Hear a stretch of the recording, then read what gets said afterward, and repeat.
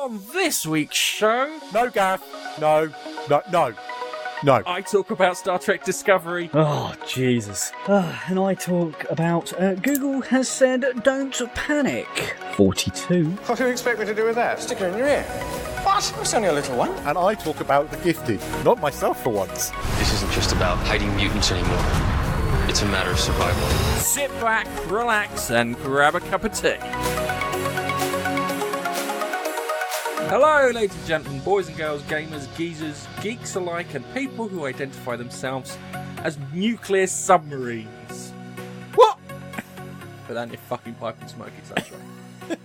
It's this week's Monkey Nut Punch podcast. And as always on these podcasting journeys, I have my stalwart, Nigel.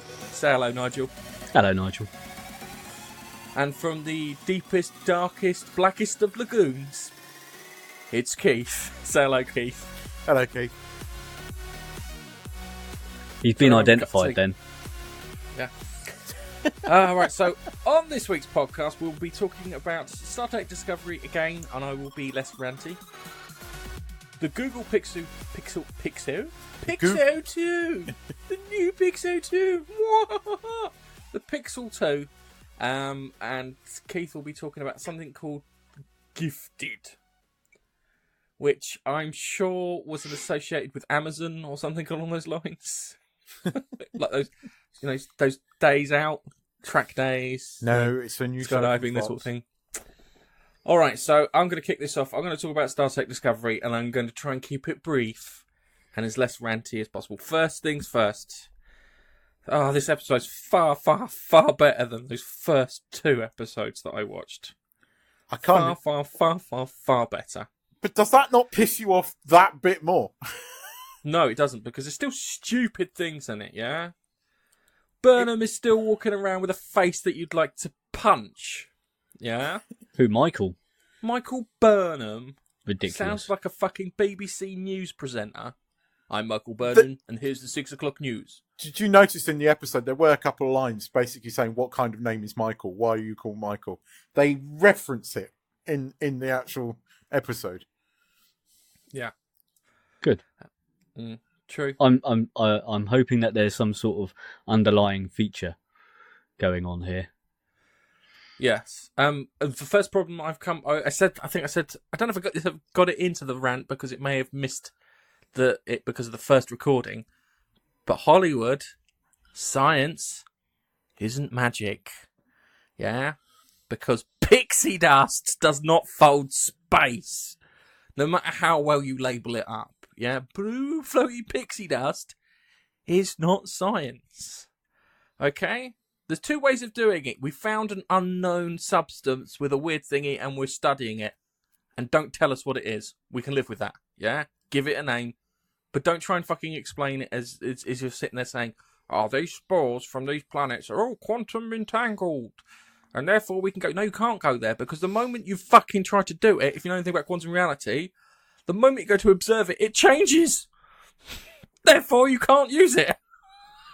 Mm-hmm. Ah!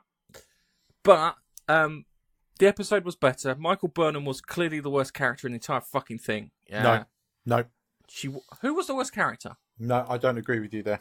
Who was the worst character? Quickly. The Doctor stereotype gay guy was the worst character in my opinion. He wasn't stereotype gay guy. Oh, he is so stereotype gay. It's unbelievable. How? He's bitchy. Right. Right. What's your first impression? If every time Hollywood goes, look, we're really, really progressive, we're going to have a gay character. They're always bitchy. They're always camp, and they're always bitchy. Right? Okay, he wasn't that camp. He was camp. He was Where very was camp. he camp? Especially was he camp? Oh, especially when he was talking to his other camp engineer on the other ship, who was also You mean gay. his other half? Oh, lurker. So hang on, hold on a second. His boyfriend on the other ship, yeah? No, his boyfriend's not on the been other in ship. a relationship with? No. Pardon? No, his boyfriend lives with him on the Discovery. And you'll see that Really? next week. Yeah, you'll see that next week. Because the impression they gave me that those two were know. a couple and they were separated, and that's why he was fucked off. No, his character. I read an article. He is an openly gay character, and next week we will see him cohabiting with his boyfriend, partner, husband. But my point was, he is typically bitchy. He's stereotypical because he's really intelligent, so he's a bit like Rodney. He's a gay Rodney from like Stargate Atlantis, and it grated me because I think great that you're doing a homosexual character. Star Right, Trek hang on a has second. always Right. been. Oh. Stop. You're telling me a character who had probably a total of what? Four and a bit scenes, we'll say? We'll say four. No, we'll he say was in 5 it. scenes. He was in it a lot. He was in 5 scenes. And he is meant to be the intelligent character, so he's particularly arsey because they always are. You know, every really uber intelligent person we have always seems to be the Rodney of a Stargate Atlantis, so they're always a bit of an arse. He's as camp as fuck, and to me, why didn't you just put a guy up there? Right, so let's hang on a moment, right? So you're telling me that you've got Burnham, a character who's walking around, yeah, like she smelt something bad constantly, and everyone's saying, this Burnham's a really good person, even though she fucked up. We clearly know that she doesn't know what she's fucking doing from the first episode. Not even close to what she should be doing from the first I'm episode. not saying But somehow, yeah, you're telling me that having this shit character, and she is a shit character. Oh, she is. Yeah? Yeah. She has no charisma. Unless it's her job to start off uncharismatic and turn into charismatic towards the end of the season. Yeah? She's a shit character. Okay? Mm-hmm. She's rude to fucking everyone. Right? I you think understand what's his why face she was is. bitchy? No, she was rude to everyone. Yeah, you had literally a cast of convicts from The Expanse. Yeah, because every single one of those actors on that fucking shuttlecraft with her was in The Expanse. Yep. All right, and she's sitting there going, "Oh, I know what's going on here," and and they're going to fuck with the electrical works and this, that, and the other, blah blah blah blah blah. Yeah, she's wearing a different fucking jumpsuit from the others. Yeah. Yeah. Prisoners are supposed to be wearing all the same jumpsuit, aren't they? Yep. Yeah, she's sitting there with a bitch face on, like she smelt something bad. Totally fucking uncharismatic. Total. And then you've got what's-his mush going. Oh, she may be a traitor, but she's the smartest human I've ever met. No. Just turn around and say she's capable. Yeah, she has to show me she's fucking smart because she hasn't fucking done anything. Yeah, the guy, right? The guy that you were considering bitchy and stuff, yeah, has stuff that demonstrates that he's smart. He has found something. Him and his friend, saying, or I thought was his partner, have found something that allows you to blink from one point to another. Even though I call it bollocks, saying there's no that demonstrates smart. But I'm saying there's no imagination about this character. The character is a stereotype. They haven't put any thought into it. They're going, look, the thing is, if you look at Star Trek Discovery so far, right, it's making a huge song and dance about how progressive it is. It forgets that it's Star Trek. Star Trek has always been progressive. Ever since it was first conceived, it has always pushed the boundaries. It had the first interracial kiss. It, in Next Generation, it put a Klingon on there. It put a counselor right in the center seat. It's always done things that it's always been progressive. I hate the word progressive, but you know what I mean. It's always pushed the boundaries of what we consider socially acceptable. Black people on the TV in the 60s was risque. Having a white person kiss a black person was risque. This show seems to be making a song and dance about something that it's always been, and they're going, oh, look, we've got Star Trek's first openly gay character. Just happens to be a bitchy camp Rodney from Stargate Atlantis. And, he is. It's the same thing. He is. Stop. He's rude. He's arsey. He's not. Clever. He explained. Hang on. No, Keith, he explained to you. He's pissed off. They have hijacked his project. He doesn't like Lorca, yeah? Because he was supposed to be doing this for the expansion and betterment of mankind, and Lorca is now doing it for the expansion of the fucking military, and he doesn't like that. He told you that. Yes, but told you that. That's why he's pissed off. You have Rodney is the same thing with the military stuff.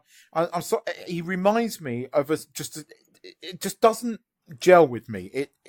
I think, why can't you not make it a thing? Look how they did hurt Sulu in Star Trek Beyond. right? He doesn't immediately come across as a gay guy, right? They made him gay, and they did it in a way that wasn't. Keith needs to sit still, mate. They did it in a way that made him. It made him. It didn't make a song and dance about it. You see him hug his husband and walk off. If you're going to do an openly gay character, why does it always have to be the stereotypical camp thing? Stop. Yeah, you're sitting there, right? At this point in time, right? Outside the TV show, just forget all the stuff outside the TV show. Said nothing about being gay. They are making a song and dance. He said nothing about being fucking gay. Yeah, but they're going to bring that in. Doesn't matter. At this point in time, if the series ended now, you'd never know he was fucking gay. Yes, you would.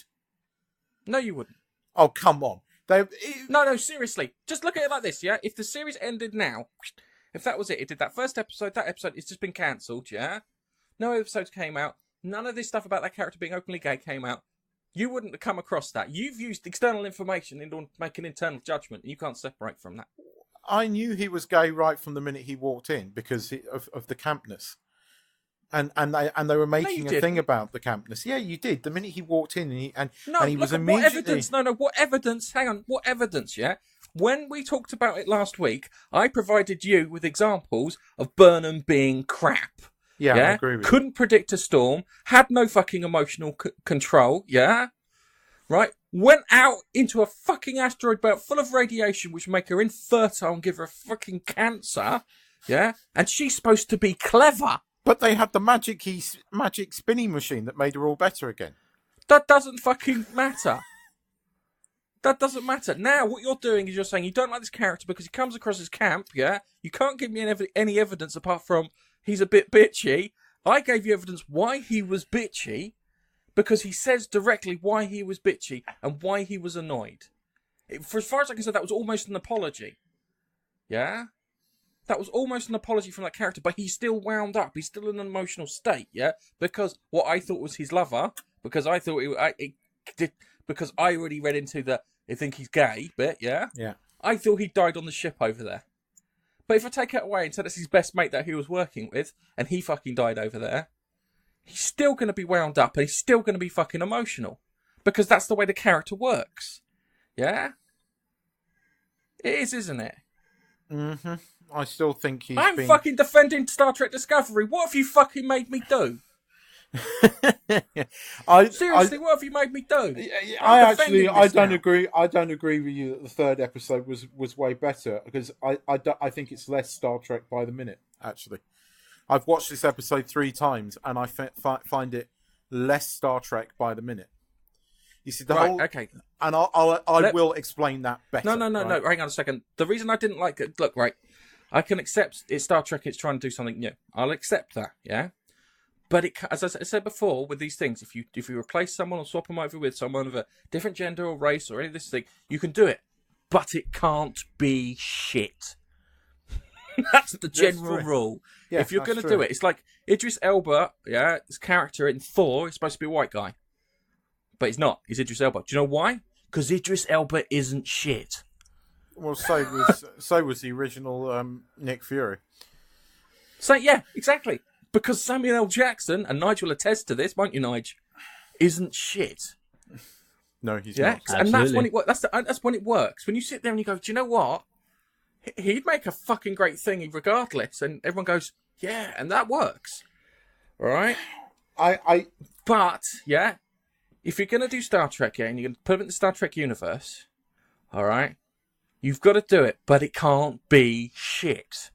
The first 2 episodes were shit. I would agree with you. Demonstrably shit. On that level, I agree with you that the third episode, from that perspective, was better. But to me, it was less Star Trek-like. It's fine. It's not. It's fine.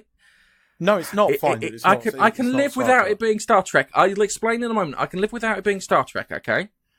All right, but I can't live with it being shit. All right. The whole episode, right, looked to me and had a feeling that it was telling the story of fucking Peter Pan. Okay? Let me demonstrate. All right. So that alien creature running around. What was it? What was the name of the other ship? I can't remember. But the sister I'm gonna ship of the Discovery. I'm going to call it the Durham. Was it about, somebody who refused to grow up? No, wait. It will make sense, right? Anyway, around the sister ship, a monster is running around that ship, yeah? All right? It's running around the ship and it's killing people. They picked it up from somewhere, okay? That is the crocodile from Peter Pan, yeah? Captain Hook is Captain Lorca, all right? Bad guy. He's still got his hand intact, but he has a problem with his eyes, that he said. So he has to keep the room dark. Like pirates used to do with keeping things dark so they could see better at night. So they could played Hook as well. Enact. Pardon? He's played Hook. him too. Yeah. So he could, so that's kind of piratey there. You have pixie dust. Yeah? He didn't say travel when he described the pixie dust. He said fly. Didn't he? Yep. He said the term, this will help us fly. Okay? All right? The prisoners, yeah? The Lost Boys. Come on, think about it. You got prisoners on the ship. They're the fucking Lost Boys. So they've gone, though. They've gone. Yeah, well, they've gone. They'll probably come back at one point. But it was just hinting. I don't know, just this episode, yeah? And you've got Burnham, who is Peter Pan. Didn't grow up properly. Not mature, yeah? As a character. It fits, yeah? She's not mature as a character. And I'm hoping that she's going from bitchy to likeable. All right? I will accept bitchy to likeable if that's the character journey. All right? If that's a character journey, she's supposed to be a complete arsehole. And at the end of it, you're supposed to go, I like the arsehole. She's actually quite good. That will be acceptable. But at the moment, she's Peter Pan. Yeah? You've got the pink guy. Who is he? What's his mush? What's the pink guy's name? Played by Doug Jones. No. Tall fella, skinny. Tall, skinny fella. That's his name. The tall, skinny, pink alien. Yeah, he's Pinky. Captain Smee. Yeah, we'll call him Pinky. All right, he's Captain Smee. Captain Smee was a bit of a coward, wasn't he? Yes. Didn't want conflict or anything like that. Are you seeing the pattern? Yeah. Yes. You've got pixie dust. You've got the. It's like I was thinking about the girl. Maybe the girl's like Windy, who she's sharing the room with. The girl. It gives me the feeling that at one point they're going to engage this drive and it's going to fuck them.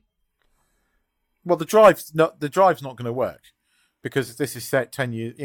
There's no such thing as jump drive technology in because that's effectively what it is. I mean, every show has a different way of describing it, but it's about folding space and getting from point A to point B think of an eye. We've had loads of different Hollywood bullshit science that explains all of this. I mean, I know there's true science behind it, but a lot of shows have done similar things to this, and this. I have a problem with this show, not because it's good or crap, because it isn't Star Trek, and the third episode for me felt less Star Trek like because Star Trek was always about escapism. Star Trek, especially with the original series and Next Generation, it was about escapism, and it was always fluffy and light. It was never dark and gritty. And they're trying to do what BSG has done, The Expanse has done, and a few these other shows that we all like a lot, and trying to put a Star Trek label on it, and it doesn't work because that's not what Star Trek is. Star Trek is about evolved human beings, whether we agree with it or not. That was always the philosophy of Star Trek. It was always about no, it wasn't about evolved human beings. It was about positive. It wasn't. It was about a positive future. The whole thing was that humans have evolved beyond the point of need None of them of had money. telepathy or a third arm or the ability to shoot lasers out of the penises. Okay, they had gone beyond the need for money and commerce. They had gone beyond. So, in other words, they had evolved to a certain extent. They had evolved to. No, it's not evolved because don't confuse evolution. Evolution is a physical change that happens over millions of years with divergence in species with different thingies. Pardon? What's the correct language for it? Because they have moved on. They have got human beings. Post-scarcity society, I think, is the correct term for it. Anyway, there's none of that on show here because you've got. In Star Trek, you would never have had a fight scene like that. Just a quick one, Keith. Yeah. What's look up the registration of the Discovery. I haven't done. Why? Go on, tell me what it is. So look up the registration of the Discovery, please. Have a look, and tell me what the last 2 digits on this on the Discovery are. Keith will get this. Nigel's not going to get this because you're not Star Trek. You've not watched Star Trek. I've watched. I'm not a big fan, but I fucking watched it all because everyone else was watching it, and it was part of geek indoctrination. What are the last 2 digits on the 31? What section? What group? Yeah, Had 31 in there. section 31. And what colour were the uniforms? Black, and there was a reference to that. There was a reference to that in the show because, as she says, I've never seen a black Starfleet insignia. Starfleet insignia before, and section 31 has been. Oh, you fucking geek! You're right. Fucking hell! You're right. You really doubt me. You doubt me. I don't doubt you. I don't doubt you. I completely missed that. In my geek section ability. 31. This is the story of Section 31. I'm hoping it. Please be the fucking story of Section 31. Because that'll be interesting. Several references there for it, and that would mean that you could get away with it not being a Star Trek like. Oh fuck! That's taking the wind out of myself now. Because you could be right. I'm hoping I'm right. Oh, fuck you! I hate it when you're right. I'm hoping I'm right. I really am, because if I'm not, I'm going to be pissed. This is a part of the conversation. I tell you, there's a few things I really don't like about the show, right? The uniforms, I think, are crap. I hate the uniforms. Yes, the uniforms are shite. They really look cheap and nasty, considering how high budget the show is.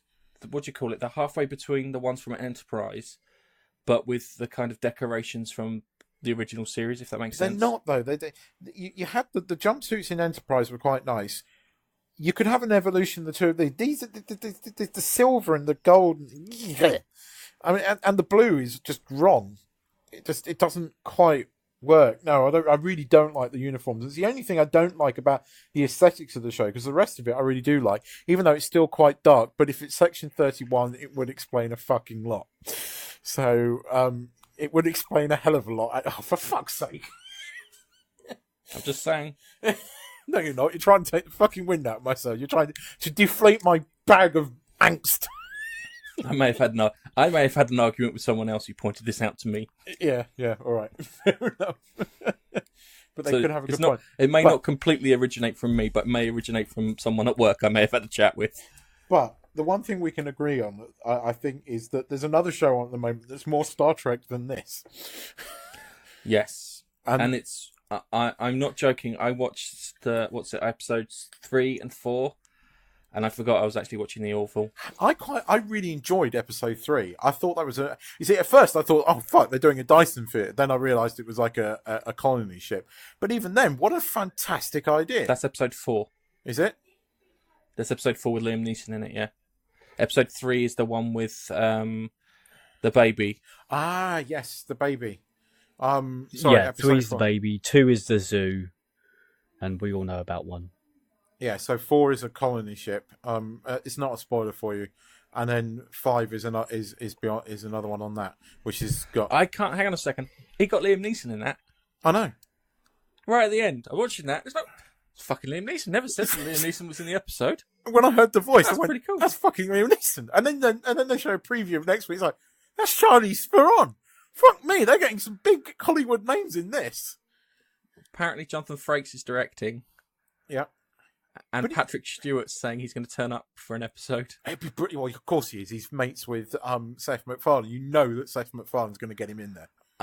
Do you know what? I'm really hoping that he turns up and he's like the arsehole captain. He's got the biggest, swankiest fucking ship with the best fucking crew, yeah? And he's a complete arsehole. If he's anything like it, brilliant. If he's anything like his character from American Dad, he'll be. I would almost have him like that, you know, and likes young girls a little bit too much. He's like that. Have you seen that episode of American Dad where he kind of hints that he's dating Stan's daughter, and it's all, he starts singing songs going, I like little girls. And he's in his dressing gown in the kitchen, and he's just singing this. It's really bad. No, I can't say. But yeah, I forgot that because he knows he's mates with Patrick Stewart. That would be awesome if it. The thing is, I I really like the Orville, and I sort of said, I watched Voyager, and I thought I'd never like Voyager. Voyager wouldn't work now, and blah blah blah. Yeah, but there you have this thing called the Orville, which it's so Voyager, it's untrue in many respects, and it works, and it's good. It's funny. I mean, this week's episode is brilliant from a comedy point of view. I think the problem is that everyone's gone towards the gritty angle when it comes to doing like TV shows and stuff. Yeah. And he's done the sensible thing, and it's gone from the light-hearted angle. And as I said before when we were talking about Star Trek Discovery the first time round, maybe the gritty way wasn't the way to go. Yeah, I'd agree Maybe with the you. light-hearted, fun way was the way to go. Because I'm watching this Orville, and the bit at the beginning where they're having the cowboy fight. This is the one with the colony ship, and they're having the cowboy fight. And he's reprogrammed the fucking thing. So, let's have a dance-off. I've spent 7 years studying the dance. He goes, what have you fucking done? And he's looking up at him on the roof, and he's thrusting to the side, and then turns the other way. That was very funny. What have you done? You've ruined this game. You only get like a couple of hours off, and you've ruined the fucking fix it. They I love that. There's a scene in the fifth one, and the same guy tries to teach, the robot. I don't know I can't remember his name, but the I artificial heard about intelligence. this.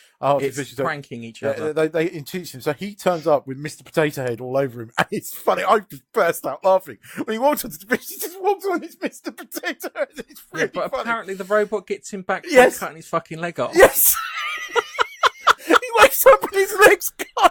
He trips over and he falls off. You have to remember the robot doesn't understand, so he's just cut his fucking leg off. His leg's gone off, but He's then thinking- it runs into another joke because he comes onto the bridge and he's having this skeletal growth thing, so he's got this really camp little fur sticking out. It's so funny.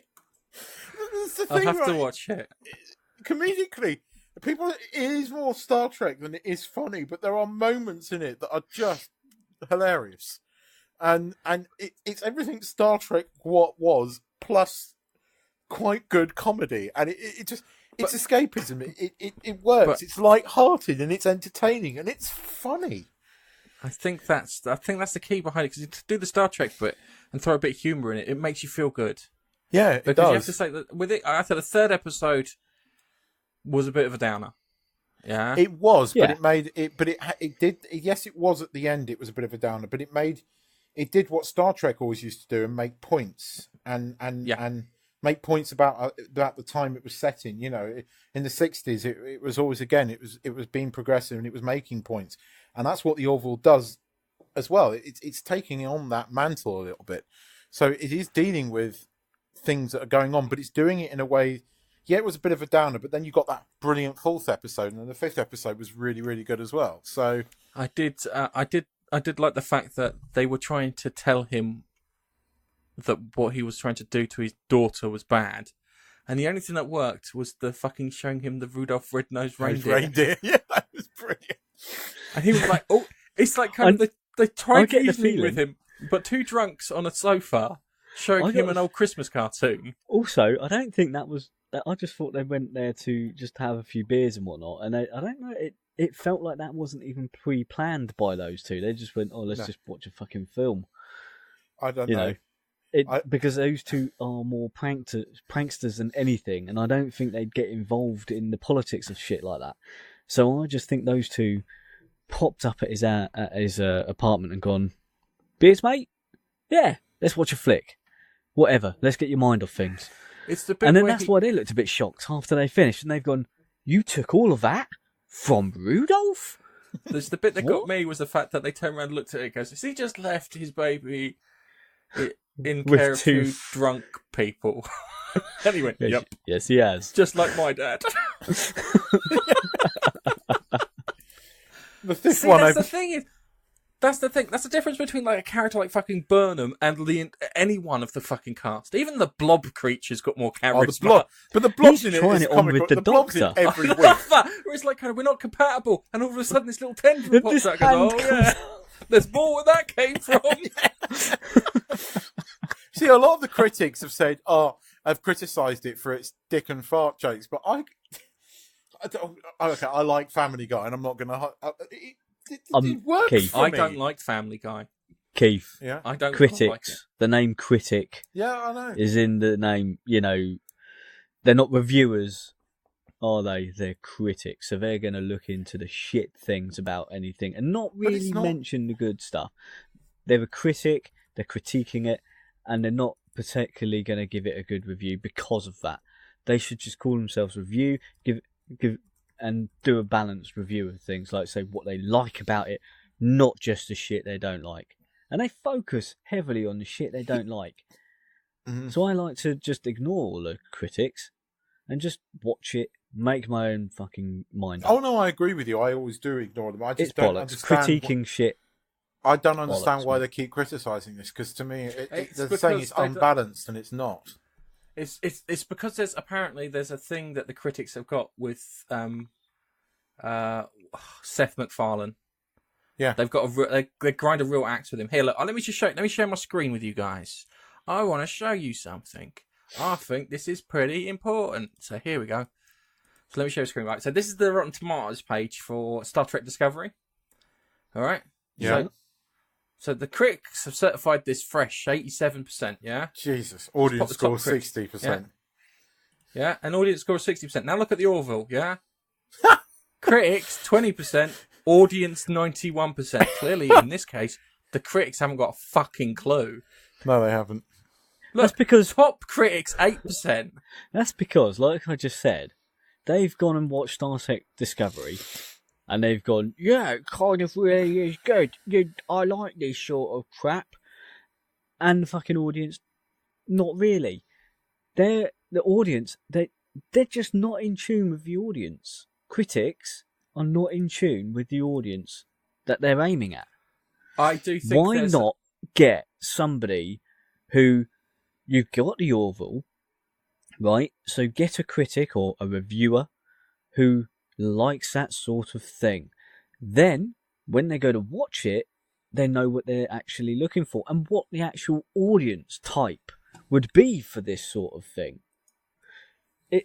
It's slightly different. However, they get the same fucking people, like the old fuddy-duddies or whatever, to critique everything. They don't like everything, so of course they're going to pan shit they don't like. We do. This is the thing, is that I think that the other thing too is I think they're a bit scared to fucking criticise Star Trek Discovery because it fills all the progressive tick boxes. And if you do that, then they go, oh, clearly you're some kind of insert phobia here. That's why you don't like it. And it's like, kind of, no. But I think that's the case. That's why I think the audience score is the more honest one at 60%. I do think it's a 60%. Of course. It was something you said last week about Discovery, and I went back and after you said it. You're right about the opening credits, the drawings, but the music's quite good. I do like the music from Discovery. The music is an Apple advert. That's probably why you like it. No, I like the... Seriously, if that would... No, seriously. I'm going to find an Apple tech breakdown of like a phone or something. I'm going to get that music. No, that's all happy. This music's using violins. No, seriously. And stuff. I'm going to merge the music from that with the Apple bits being put together. And you're going to go, yeah, it's a fucking Apple ad. At the moment, I like the music. I don't like the drawing side of it, but I quite like the... It does look like someone's pissed into an X-ray machine. But I think... Yes, no, I agree with you on that. I agree with you. I don't like the graphics. I liked the music. But I don't like the graphics. I think they could have done a lot better. The music isn't very Star Trek-y, but I suppose you can like the music on the basis if it's just nice music. I reminds me that the opening on the basis theme of for that music. Funny enough, the opening theme reminds me of the closing bit of Episode 7, Star Wars, the Rey theme tune when she's landing on the planet. It's a very similar theme. Oh, that might be why I fucking hate it. I quite love that. I tell you what, you can criticize Episode 7, but John Williams' music from Episode 7 is brilliant. Okay. I like the music from Episode 7. I might be more and more agreeing with you every time I watch Episode 7, which seriously pisses me off. It is a greatest hits. It's a greatest hits album. It's not much new there. If you've got the other albums, this one doesn't make any fucking sense. Yeah, that's how I see it. That's literally how I see it. I've got the other albums. Why the fuck am I listening to this? Does that make sense? It's been Yeah. remastered, so the sound's a bit crisper. Fabulous, but I agree with you. I do agree with you more and more about episode 7. Anyway, right, just on a quick one. yeah. Nige, I'm trying to get Nigel to watch a TV show that I think that Nigel will like. Yeah. Okay. It's called The Good Place. Yeah, I think you and your missus will like it. Yeah, and here's a ringing endorsement. It's got 90% by critics and 85% by Is this on Amazon? regular proper things. Pardon? What's this on? Netflix, isn't it? Yeah, it's on Netflix. Right. Okay. It's about a person who should go to hell but accidentally winds up in heaven. So Fair she's enough. trying to bullshit her way through the whole kind of experience. Okay. Yeah. So that's something for Nigel to watch because I think Nigel will enjoy it. The half-hour episodes are quite nice. Oh, I like it when you got a TV series with short episodes. Yeah. Bite size. I like it. Like The Tick. Bite size. Like the tick, yeah. And that's And why one looking at that actually, in correlation with what you were saying about the Discovery, Star Trek Discovery STD. I like the fact that they do an audience score as well as critics, because you would assume that people like ourselves would watch something that we're kind of in tune with, that we like to watch.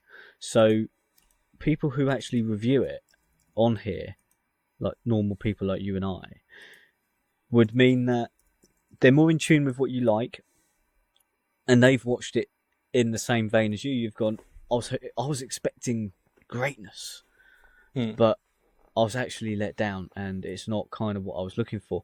However, the critics always seem to go in with a different agenda, because you just look at the scores that they're giving shit, like literally giving shit good scores, like I would agree. Discovery. I would agree with you, So but I have to point out what you just said. I've just looked on Rotten Tomatoes, and in humans, 8%, which is the critic. I would agree with the critics, but it's got an audience score of 51%. What the fuck? That's not good. No, but I That's agree not with the good. critics, That's not Nige. Yeah, but there's going to be people who do like it. Isn't Who are you? You fucked up weird human beings.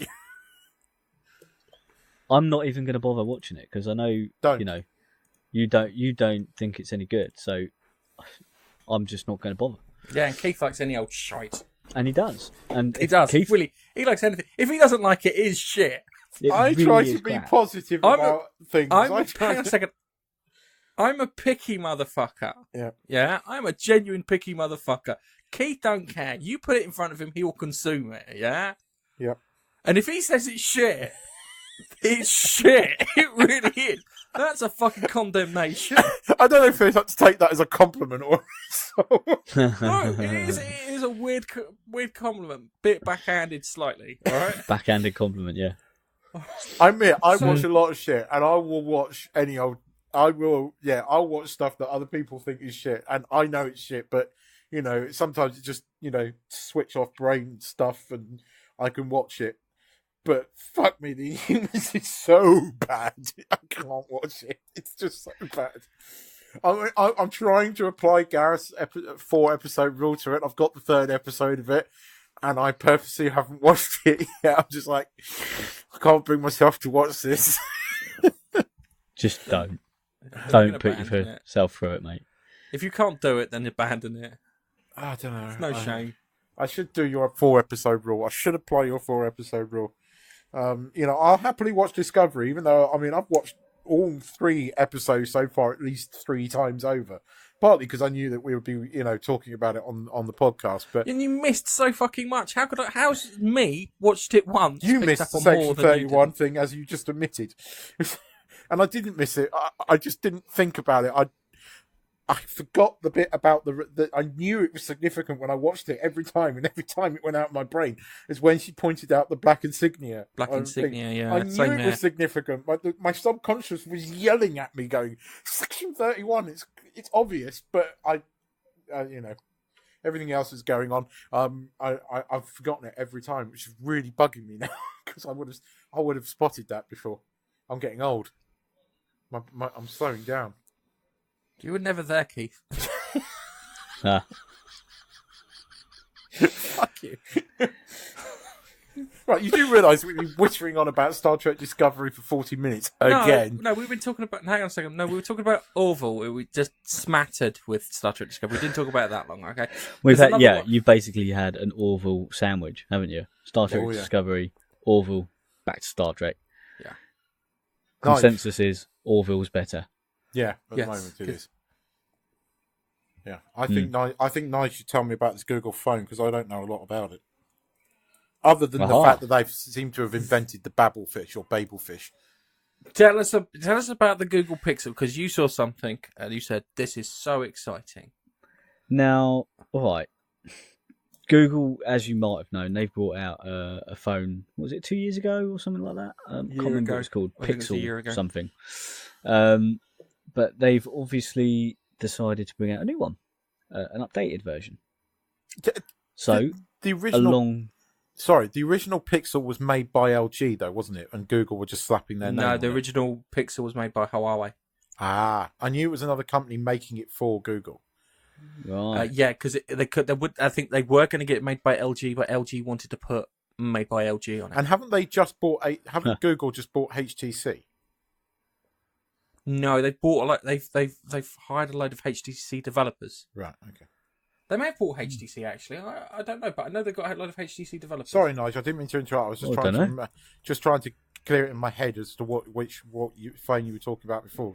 I remember that there was some stuff about a Google branded phone, but it wasn't made by Google. There's reports saying that they're buying HTC, but there's nothing firm out at the moment. Fair enough. I hadn't heard about that, but yeah. Now, you may have heard it was only a couple of days ago when they announced the phone, I think. Maybe Thursday, Wednesday, something like that. And the phone's due out on the 16th of October in the UK. Now, nothing special about the phone, really. Your pretty standard size, spec, all that nonsense. Obviously, you're going to get the latest Android operating system. As standard, it's a Google phone. You're going to get the most up to date compared to everybody else. Screen comparable to the iPhone 8 and the Galaxy S8. Pretty much all the specs are to be honest. Even the IP rating, so you can get it wet. 67 if you're interested. Is it? Although I think 69, 67 or 68. It's no. The Galaxy. The Samsung Galaxy is 68. Yeah. But both the iPhone 8 and the Pixel 2 is 67 IP rating. Okay. Which means you can only put it in the meter of water, I think. Yeah, something. There's, each number means a different thing. Including one's dust and mud and stuff like that, and one's water and jets and stuff like that. Anyway, look. It's pretty much similar. So, even looking at things like call times and standby, like battery life, pretty similar. Although, one thing with this Google Pixel is that you can charge it for 15 minutes, and you could potentially use it for up to 7 hours, depending on what you're using it for. Fast charge. Which is pretty quick. Yeah, it's got a nice fast charge. It's got. Just going to interrupt you, Keith. It's got fast charging. Do you know what they do? They put the fast charger in the box. Yeah, which Apple don't do because the iPhone 8 can fast charge, but you have to basically use the adapter from an iPad Pro to do it, and Apple don't put it in the box. So in theory, you can do. The iPhone 8 has a similar feature, but Apple being Apple, they don't give you the ability. You have to buy it as an additional extra. Of course they do. So, obviously, there's two versions of this phone. You've got the Pixel 2 and the Pixel 2 XL. Slightly bigger, more spec, bigger battery, longer life, all that sort of stuff. Is it like the Plus with the iPhone 8? Has it got like a better camera pretty much. And stuff? Yeah, pretty much like the Plus. And obviously, the Galaxy S Plus, or whatever they call it. So, there's that. It doesn't look too bad either. If you've seen some pictures of it, It's got on front, pretty standard, isn't it? Really standard phone. You turn it round, and now I've seen something not too dissimilar to what looks like a fingerprint scanner on the back. Like you were saying last time when we were talking about the iPhone, iPhone couldn't do the fingerprint scanner on the glass, and what they should have done is put it on the back, because that's where your finger goes, isn't it? That's where you hold it, and it looks like that's what Google have done. I was saying it was quite ergonomic, but the Apple fanboys screamed and bitched about it, so Apple didn't do it. And they went for this Face ID thing, which I think and many other people think is less secure. When you actually think about it, and the way you hold a phone, putting your finger to the back of it is quite ergonomic. It's quite natural to do it. It was the fanboys going because basically they were trying to put it under the screen and couldn't make it work. So all the fanboys were scared that Apple wasn't innovating anymore. So, and I think that's why they bitched. Well, no, they're not. They're not. But I'm talking from the fanboys' perspective. No, they're not. They haven't been innovating. I agree with you. I honestly, up until this latest release of iPhone, I really had you firmly in the fanboy category, because every time you'd go out and buy a new iPhone. But I get the new iPhone every year because I'm on the upgrade program. I'm not getting the 10. I refuse point blank to pay the extra £10 a month for a less secure, inferior phone in many respects. Yeah. So, with that in mind, it looks like a solid phone. There is a but, and a big but in my case. And Gareth actually pointed it out to me. Thank you, Gareth. It doesn't have a standard headphone jack, your 3.5mm headphone jack. It's got just like the iPhone. For you. Yeah, for £200. Just like the iPhone, you've got a converter to plug into. Well, obviously the iPhone has got a Lightning port. This has got a USB-C port, and they do provide you with the adapter to have your headphones into that USB-C. Also, they provide you with the charger for the USB-C. But I don't like having to put an adapter in to be able to put in something that I have been able to put into phones since the fucking dawn of time. It's not an innovation. Hang on a second. It is not broken. It has worked for decades. It doesn't need to fix. The same could be said about most technology. This is the thing. I'm not defending Keith, stop! No. I need you to stop for a moment, right? The wheel has been around since the dawn of mankind, yeah? Let's get rid of the fucking wheel, guys. Circles are bad, yeah? Circles are racist, alright? So let's get rid of it. Don't be stupid, yeah? It works. It's a perfectly good interface. What you should be doing is maybe saying, do you know what? Is there any way we can make that smaller? Yeah? Yeah. Is there any way we can make that smaller? Do you know what? There is. There is already a socket that is smaller, which they could use. And they could sell out headphones with the smaller connection, so you could have a wide set of headphones. That's based upon the fact that you would say you need wired headphones. Now, hear me out before you shout me down. Hang on a second. Hear me down. Hear me out before you shout me down. Stop. Wait first, yeah? Wireless headphones last between, 3 and 5 hours long? No. Mine lasts 12. Yours lasts 12? Without putting it back in the fucking pod? Yes, these ones have got 12-hour battery life. Listening to it all day long? Yes, they have 12-hour battery. They do.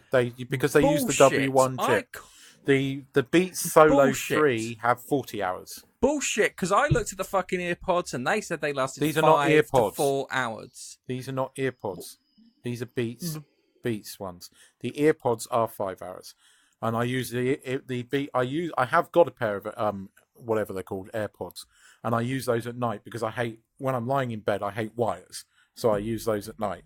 These last up to 12 hours because they have got 12, and they do. I charge them twice a week, and I use them a hell of a lot. The AirPods don't last as long, but they charge in about 15 minutes. Yeah, but hang on a second. How much are they? What, these ones or the AirPods? Yeah, the ones you got there. These ones were 139 quid, I think. 139 No, pounds. those are the AirPods. These were 120. So you're saying something? You're saying something that cost 50 cents for wired headphones at the very cheapest. Right, but this is what I was going to say. Hear me out here. I have always used wired headphones up until Apple took away the headphone jack, and then I used the adapter. And like Nigel, I totally agree with what he's saying. I don't like using an adapter; it bugged me, and I bit the bullet and bought a pair of wireless headphones, and I haven't looked back since because I haven't had. You were perfectly happy with something, then the way it works, until you were absolutely forced to change the way you were. Right, the way it works. I agree with that you. is not spent acceptable. £139 on that. But and I now like you're happy. Yes, and now because I you're don't like happy having to the spend. wire. I infinitely prefer, actually, the wireless headphones. I do believe are the way to go because the wire. Wireless headphones only work in the gym. Everywhere else, work everywhere. Wired headphones are fine. I've never had a dropout with either of the Beats or the AirPods. They don't drop out. I've never had a dropout with it's cheap Bluetooth headphones that I've got. So how can they only work in the gym? These things work from... No. They work best in the gym because think about it. You're running around, you're jiggling, the cable gets in your way, yeah? You're lifting weights, you don't want to get caught in the fucking cable. That's the only time I can say that wireless headphones work see, best. when I go off to the shops and stuff and do all the shopping and I'm on my own, I take my headphones. And I infinitely prefer not having the wire dangling into my bag or the pocket. I like the freedom of not having the wire. And I kind of half agree. I don't agree with the reasoning why they did it, but I do agree that wireless headphones are the future. I don't think they're perfect by any standard, but the Beats ones that I use are far better than anything I used prior, and they are better than the AirPods. I only use the AirPods at night, so there's no wires, and they don't get in your way when you're moving about. Hang on a second. Let me get this right. So I listen to audiobooks at night. Hang on a second. Hold on a second. Let me get this right. How much did your Beats cost? Was it 100? Yeah, I'm not going to tell. Right, yeah, I've spent about 300 quid on wireless heads. The AirPods were 159 quid. So £159. Yeah. Okay, so 159. And they don't fit in my ears properly, so I had to buy some additional plugs. Look, don't get me wrong. There are things wrong. Right. So with £159 plus how much did the things that cost to put in your ear for? Oh, about 3 quid. I bought it off the Thai equivalent of Amazon. Okay, so £3 for that. So that's just your AirPods, yeah? Those are the AirPods. £159, okay? All right. How much did your Beats ones cost you?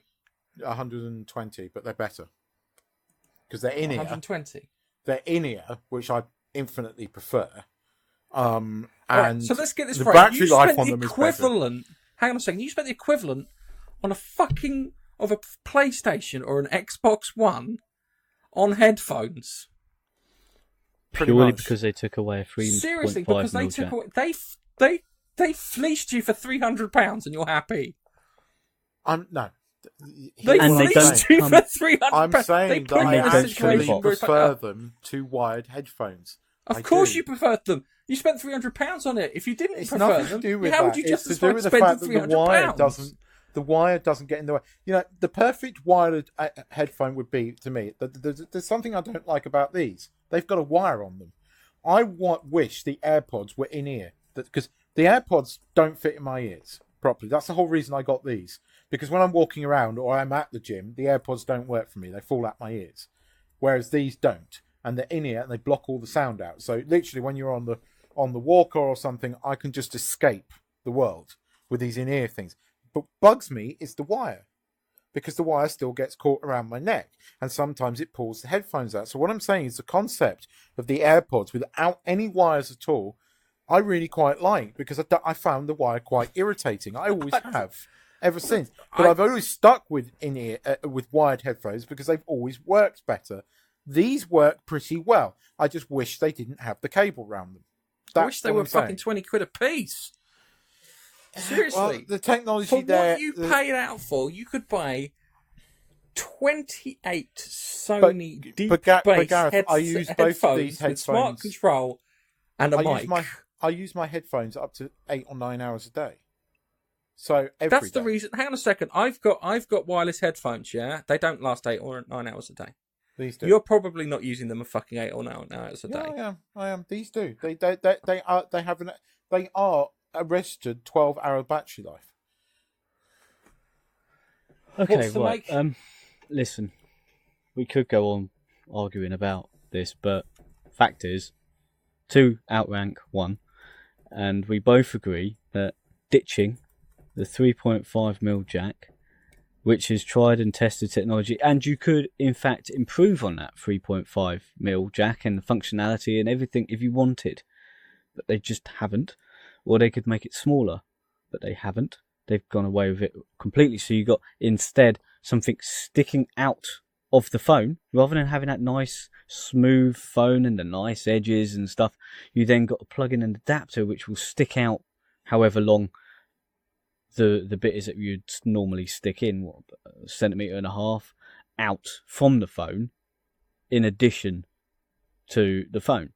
So you've got the adapter and then the thing as well. So I think you ruin, not just, you do ruin the look of the phone, both on the iPhone and this Pixel. You ruin the look of it if you don't want to go wired. And personally, I will not spend over 120 quid on some wireless headphones, because I wouldn't. I find that's nuts, because you usually get a pair of headphones in the box anyway, which is good, and they work, and they usually fit for purpose.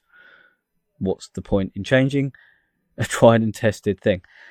Anyway, it is worth Keith loves out his headphones because he's spent so much money on them. No, it has nothing to do with the spent. It's the lack of wires. I find the wire quite irritating. I like the fact there's a wire, because then I know if I have or have not got something in. Here's the thing where I do agree with you. You should have that choice. You should have that choice. I still don't understand the need to remove the headphone jack. It wasn't doing any harm there. I totally agree with you on that.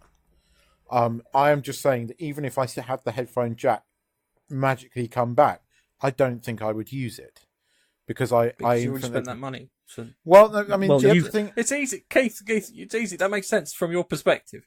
Just a quick one. You've got the Beats X earphones. Yeah. These are the X ones or the 3s. I've had 3 pairs. In actual fact, I bought 2 pairs of Beats and the other one's died. So I might be getting my knickers in the twist, because I had the ones with the ear hooks. So the Power Beats 3, I think they were called. Yeah. Okay. Those are 12 hours. These are 8 hours. These are 8 hours. With the 8-hour ones. Yeah, I had the Power Beats 3 with the 12-hour ones, and they did last 12 hours. But the hooks broke off them, and you can't get them repaired. Beats aren't great from the £170. No, they weren't. Not here. £170. They were 6,000 baht. You know what? I feel that if I had, by choice, bought myself some Bluetooth headphones, and I was using Bluetooth headphones on my current phone, which has a 3.5mm jack, and then phones started coming out without the jack, I wouldn't be so fussed, because I'm already using Bluetooth headphones. I'm not so fussed from that point of view, because I've made a conscious decision by myself to upgrade and go wireless. But I haven't. And some of these phone companies are starting to get rid of it. And because of that, I'm not really happy with that, because they force you to spend a lot of money on decent headphones just so you can do the stuff that you could do before. It's not an upgrade. It's not an upgrade. No, it's not. We said this actually. When did we say that? We said that about something else, didn't we? The PlayStation 4. It wasn't an upgrade because you had to, in order to do the same things as before, you had to do something. Yeah. By contrast, actually, the Galaxy S8 does have a 3.5mm jack. Does Just the to let you know. Note 8 have one? I'm no idea, mate. Hang on a second. This is the thing. Hang on. Anyway, the point I was sort of trying to get to before we went off detour country was none of the tech press have brought this shit up. They gave Apple shit for removing the fucking headphone jack, but Google do it. Nothing. Really But curiously, off. Hawaii did it before Apple, and I think Hawaii are making this phone. They've done it on a number of phones as well. And it's curious because it was because Apple, but it was also Apple's pretentiousness in the speech about how that they were being brave removing the headphone jack.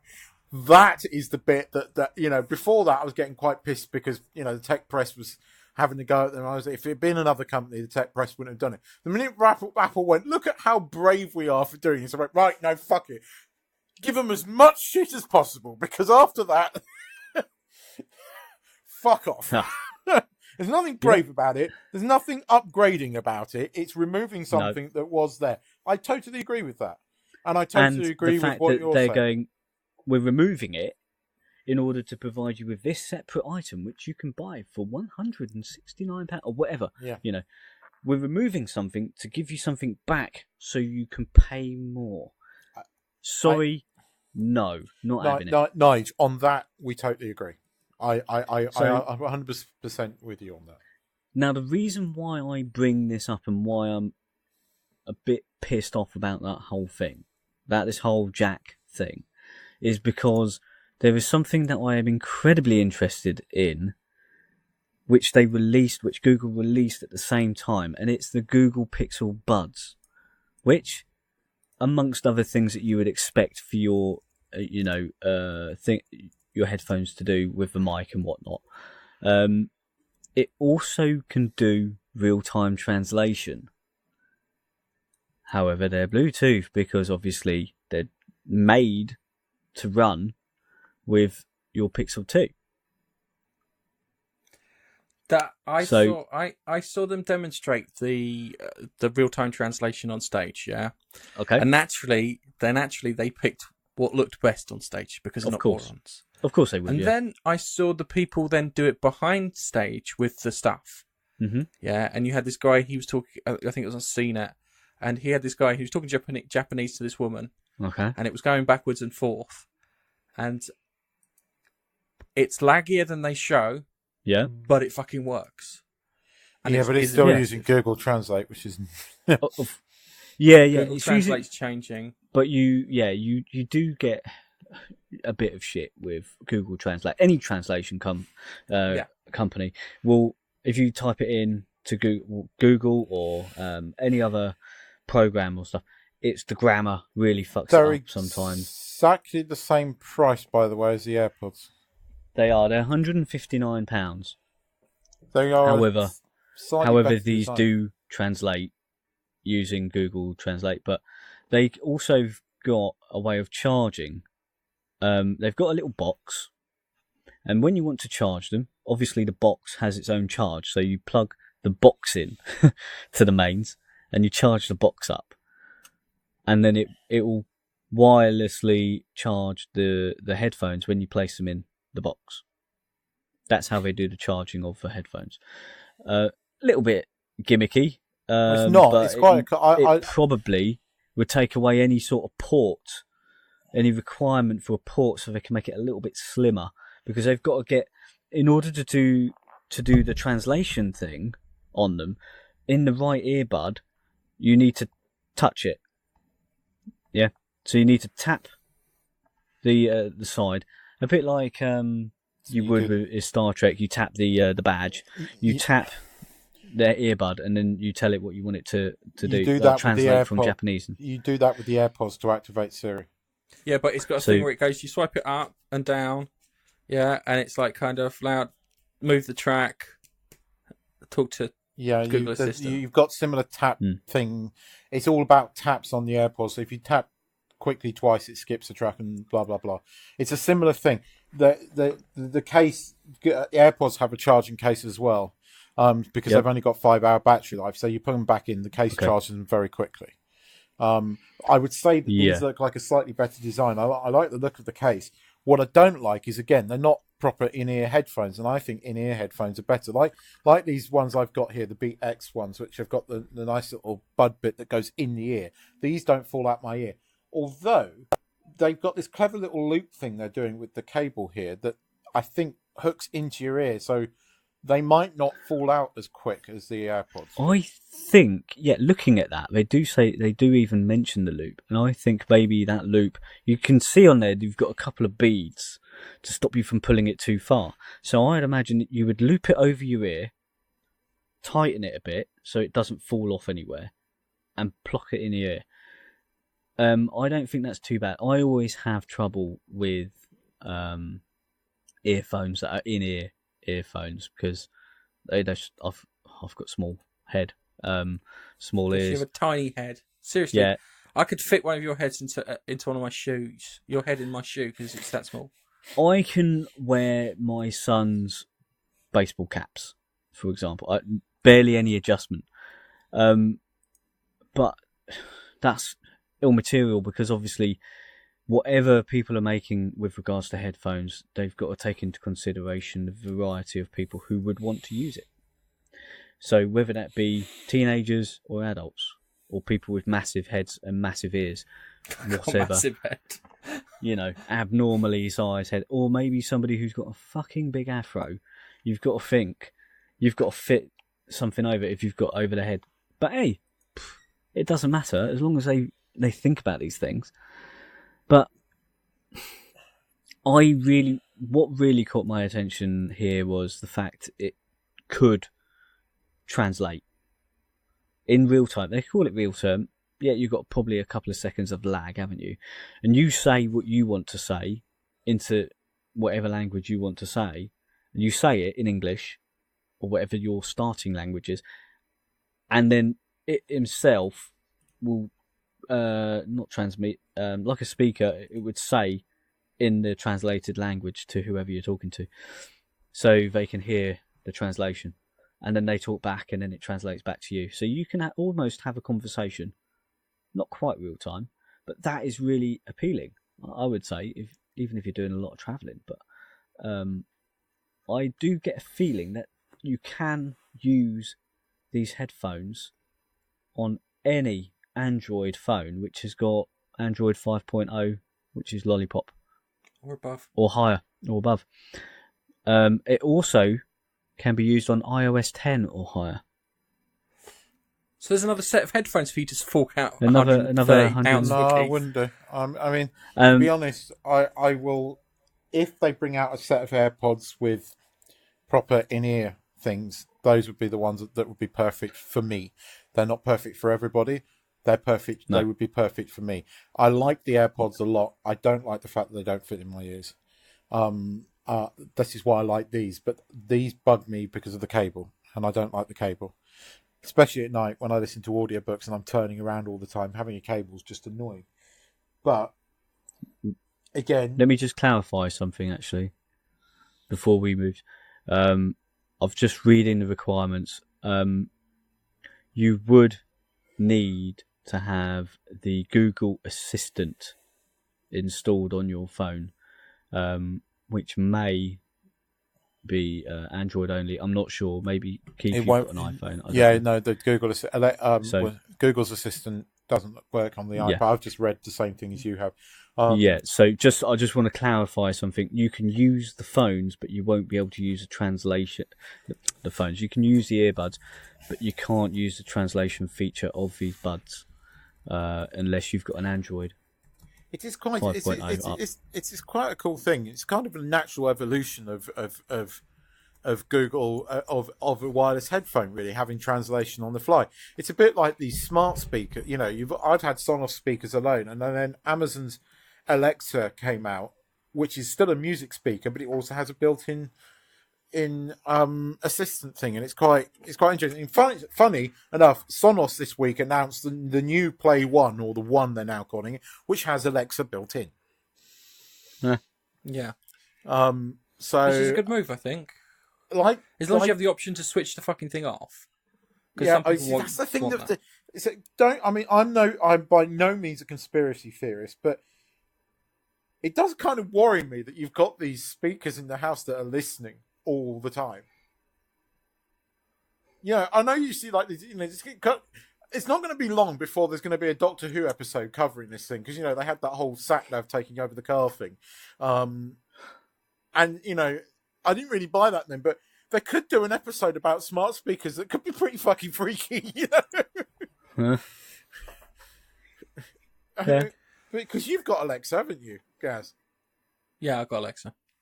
Yeah. I bought it because I just got bored one afternoon and decided to buy it. He's been trying to teach you to say boobies and things like that, and if you haven't tried to make it swear at least once, Gareth, then I'm not impressed. Do you know what I'm really annoyed by? Is there's a South Park episode where they're like kind of, Alexa, add hairy balls to my shopping list. Adding hairy balls to your shopping list.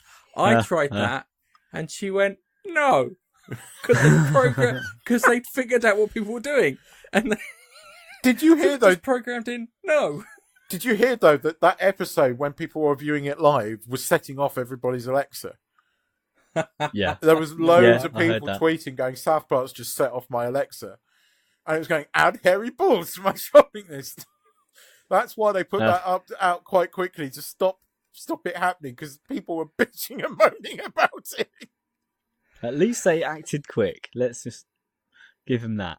I think it's Just quite on an another interesting headset, Nige, but it's not as nice as looking as the Samsung Note 8. I think at the moment, the Samsung Galaxy 8 and the Note 8 are probably the nicest looking smartphones out there, and I think they will be for a while, because they look better and are better designed than the iPhone 10 by a fucking country mile. I was going to say, on another note, it has the best rated camera. Yeah.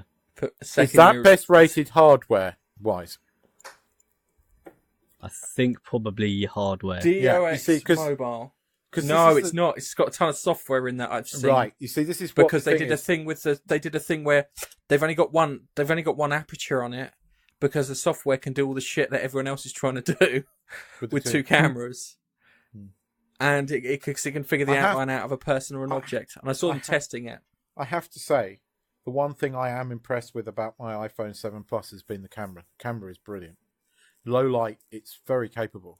I mean, some of those pictures I took in Singapore, and those videos and everything, they're all done on my iPhone. And it's done some really impressive pictures, especially of the bay, the gardens by the bay with the super tree things. If you know Singapore, they've got a garden by the bays, which is next to the sands, and they've got these super trees that light up. And I was getting some amazing pictures off my phone. And it's by no means the highest rated camera out there. It isn't, but the software that Apple bundle with it allows it to get some really good pictures. So if you've got a really good camera bundled with some really good software, see, that's the one thing Apple does do well, is it integrates software with hardware quite well. And the rest of the tech world has never embraced that until now. And people are slowly beginning to do that. Microsoft is doing it with its stuff. Google, by the sounds of it, is doing it with its camera and its own software. Because you get the perfect balance of software and hardware integrated together. You can get some damn good results. And I am impressed by the portrait mode on the iPhone. It does do a reasonably good job, and it handles hair quite well. So, if Google are bundling some decent software with that camera, I wouldn't be surprised if it's a bloody good camera. I was really concerned. My upgrade on my phone is due in probably next month, and I had really considered this Pixel 2 phone until I saw the head jack. I don't want to keep going back to it, but I had considered it, but it's kind of put me off now. I'd have a look at the Galaxy Note, or the Galaxy 8, because it's a fucking nice phone, Nige. It really is. The Galaxy, it looks really good. I had a Galaxy before, an S4, I think. Yeah. I skipped a few gens. But since the 5 and 6, the battery life was shite on that. Since the 5 and 6, they've really stepped it up in their production and premium feel of the phone. I've had a play with both the Note 8 and the Galaxy 8. I've seen a Note 8 prior to it being released, kind of thing, because Thailand, you see these things. But a Galaxy, the Galaxy, both phones I really like, and the only thing that keeps me on iPhone this year round is because I like iOS. If it wasn't for iOS, I would be buying a Galaxy 8 without a shadow of a doubt. It's a fucking nice phone. It looks the bollocks, and they've integrated the full screen much better than having this goddamn stupid notch that the iPhone 10 has. It really bugs me, and for somebody who's supposedly meant to be one of the greatest designers in the world, Johnny Ive, it should fucking bug him too. I think Johnny Ive's either smoking weed or he hasn't designed this phone, or has not been as closely involved in the design of this phone as Apple are making out. Because I'm going to tell you, Steve Jobs never would have let that phone out the door. Never. Yeah, absolutely. But yeah, well, I've still got a little bit of time anyway. But I thought it was interesting, seeing as it was only announced a few days ago now about this and the phone and the buds, and it was worth having a chat about it because it's. I agree with you, Nigel. Looks pretty decent. It's worthy, I would say. So. Right, I better just finish off and have a quick word about the Gifted. So last week I spent hours, probably, after Gareth moaned about. It was a really moany podcast last week. I moaned about how bad Marvel's Inhumans was, and we've mentioned it again on this one, and it is truly bad. I kind of went into this not knowing only one thing, that it was kind of loosely set in the X-Men universe, and it kind of is loosely set in the X-Men universe. But unlike the Marvel's Inhumans, they take time to develop the characters a bit here. They make you sympathize with the characters. They give you time to take in what's going on, and they're not all two-dimensional characters. And basically, I think what's happened is the X-Men have disappeared. In this particular universe, the X-Men have disappeared. Humans are scared shitless of mutant powers and are hunting mutants and locking up mutants, and are very wary of mutants. So if you're found to be a mutant, if you do anything other than, tickle a kitten, you're arrested because you're a mutant, because people are very, very fearful of mutants. So one of the guys his name is Strucker, but he's not the William Strucker. He's not the Strucker that locks up Wolverine. It's Stryker. It's then. William Stryker, not Strucker. His name's Stryker. And it's another name, but he's a lawyer, and he's a prosecutor, so he's prosecuting mutants.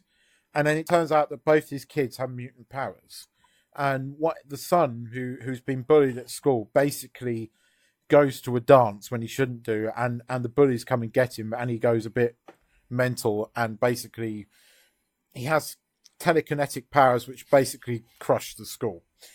And his sister saves him because she is able to manipulate air and use it as shields and stuff. So she saves him, and then they tell the mum, who freaks out because her daughters are mutants, and then father finds out. And then the father, being the father, you would think he's going to disown them, but he doesn't. He says he basically goes on the run with them.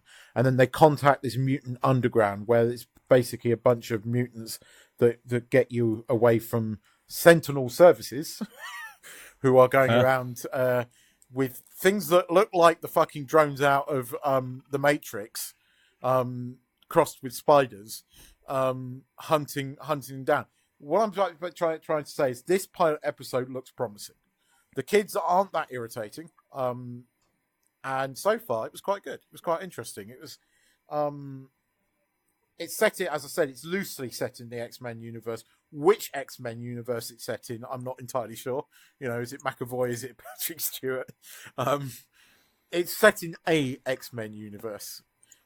It's not Legion by any stroke of the matter, but people are comparing it to Legion. You shouldn't do, because Legion is an arty-farty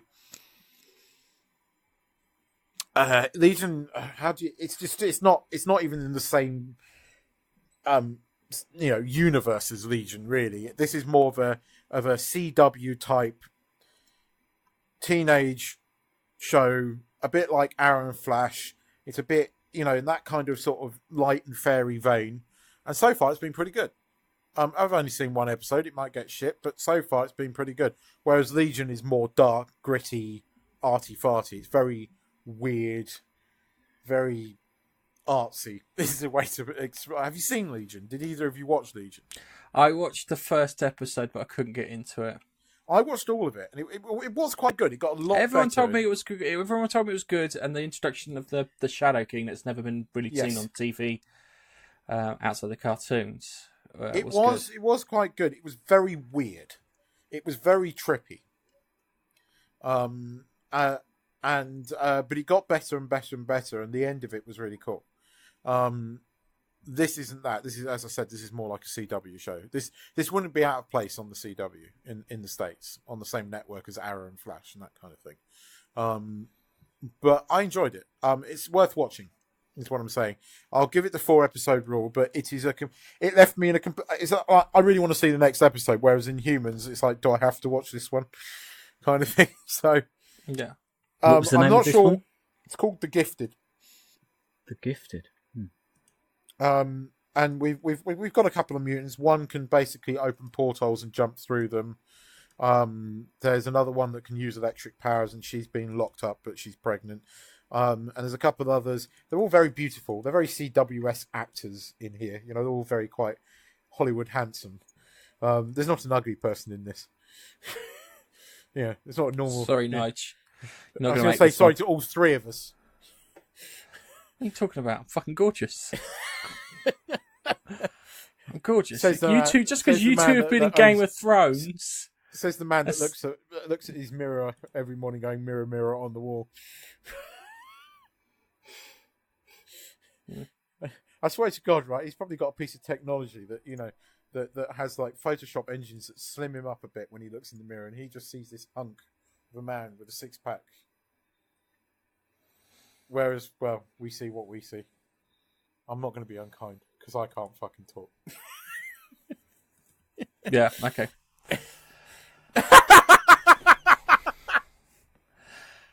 That's a bad gag for a podcast. That's okay, not going to that's work a bad on the gag podcast. for a podcast. For the listeners, Gareth switched off his camera. Makes life a lot easier. Gareth, switch it back on because that picture's worse. That's just like that cheesy grin. Look, he looks like he's had his teeth whitened. Did you Photoshop your teeth there, Gareth? No, that's. Are you sure? Those are a little bit pearly white there. I mean, you could be doing a Colgate advert there. It's Properly groomed his beard. It's a camera. It's a camera thing that the guy did. He's so running. Just makes sense. He's so run his teeth through a fucking filter. He did the old dodge tool on his teeth, didn't he? Could you, take away the fag stains from my teeth, please? Don't say fag stains. We have quite a few American listeners. They get confused.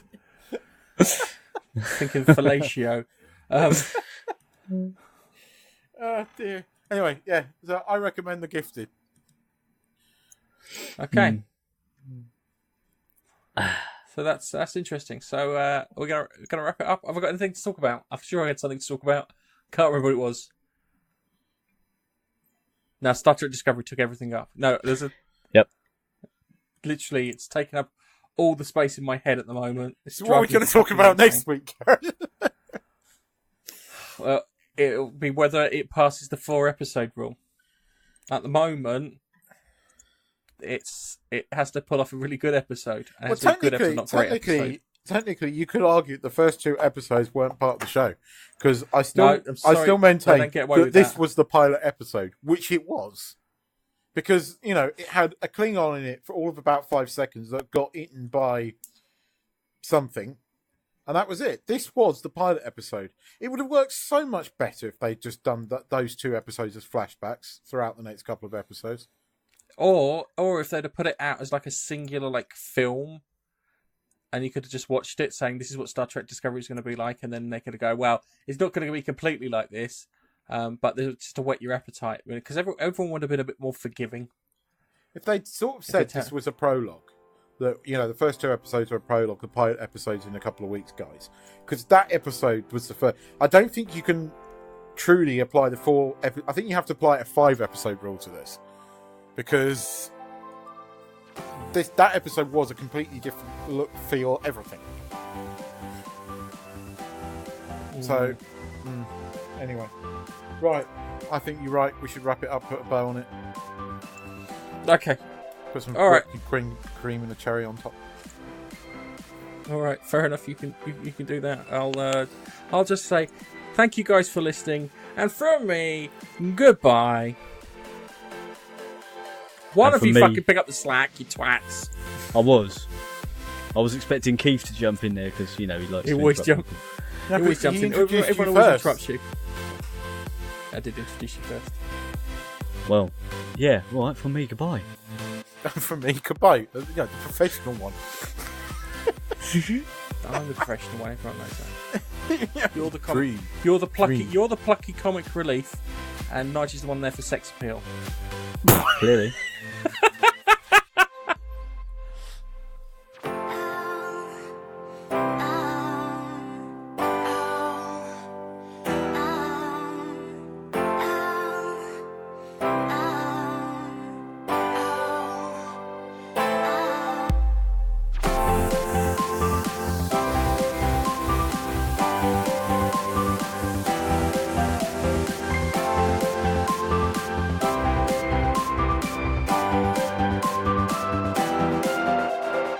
Thanks for downloading the Monkey Nut Punch podcast. You can follow us on Twitter @Monkey Nut Punch. You can also find us on Facebook, facebook.com/monkeynutpunch.